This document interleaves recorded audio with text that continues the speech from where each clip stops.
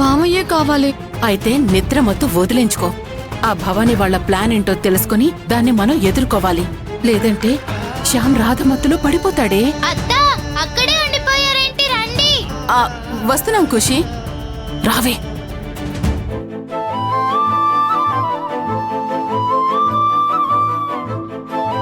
Daddy, నువ్వు అమ్మ కలిసి భోగి మంట వెలిగించండి.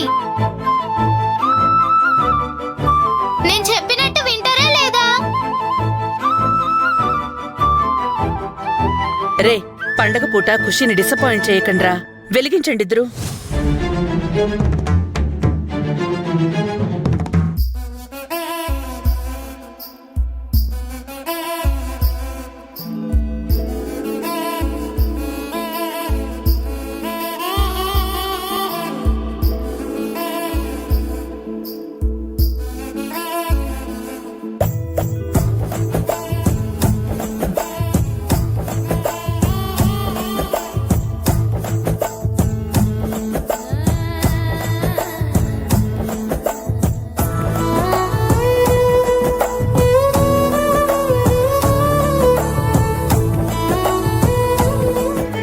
అసలు ఈ భోగి మంటలు ఎందుకేస్తారు నానమ్మా?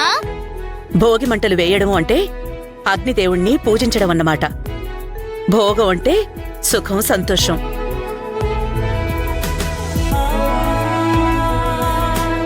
ఈ సంవత్సర కాలం పాటు మనం అనుభవించిన కష్టాల్ని తొలగించి ఈ రోజు నుంచి సుఖ సంతోషాలతో జీవించాలని ఆ అగ్నిదేవుణ్ణి వేడుకోవడానికే ఇలా భోగి మంటలు వేస్తారు. మరి మంటల్లో పాత వస్తువుల్ని ఎందుకు పడేస్తారు?